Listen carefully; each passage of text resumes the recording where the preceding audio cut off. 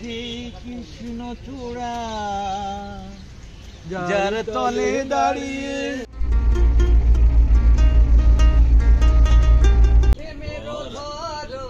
কেন গো এমন কাছে না পেলে তোমায় লাগে কেমন।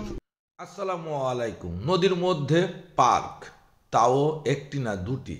আপনারা ভিডিওটি না টেনে শেষ পর্যন্ত সঙ্গে থাকবেন। আমি এখানকার ঠিকানাটি আপনাদের জানিয়ে দেবো ইনশাল্লাহ।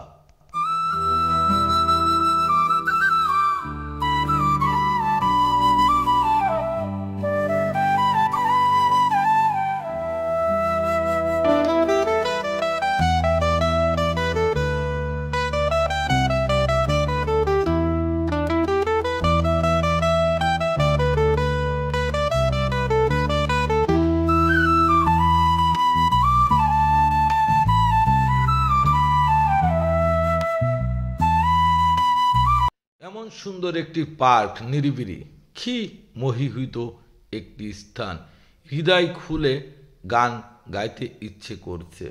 রমিয়া তুমি চলে গেলে দরদিয়া আমার কোথা পাবো, কারে আমি এ ব্যথা জানাবো। মরমিয়া তুমি চলে গেলে দরদিয়া আমার কোথা পাবো, কারে আমি এ ব্যথা জানাবো। কে আছে আর বন্ধু আমার দুঃখ সুখের কথা শোনা, কে আছে আর বন্ধু আমার দুঃখ সুখের কথা শোনা, কার নয়নের আশা নিয়ে এমন ভরা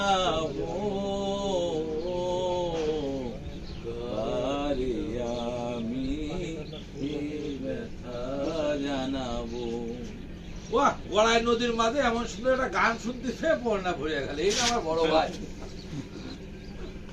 পাশের জায়গাটি আরো সুন্দর, তাই আমার সফর সঙ্গী ছন্দ কবি পিকুল বললেন, চলেন এমন সুন্দর জায়গায় ছন্দের সঙ্গে গান শুনিয়ে আপনাদের মোহিত করে দেব আজ।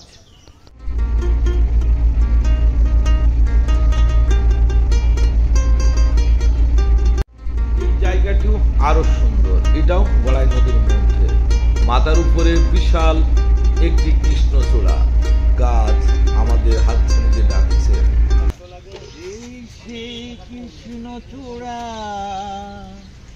যার তলে দাঁড়িয়ে হাতে হাত চোখে চোখ কথা যেত হারিয়ে আজ এখানে।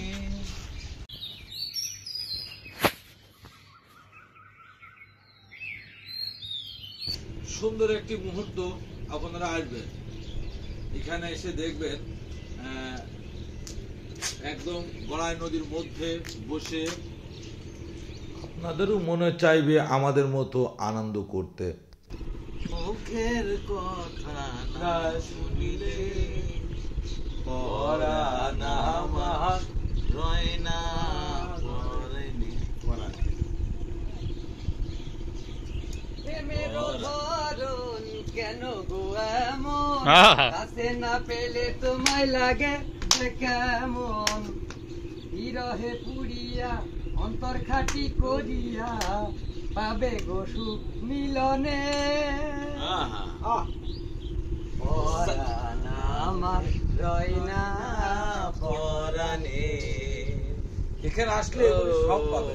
পরাণ আমার রয় না পরাণে।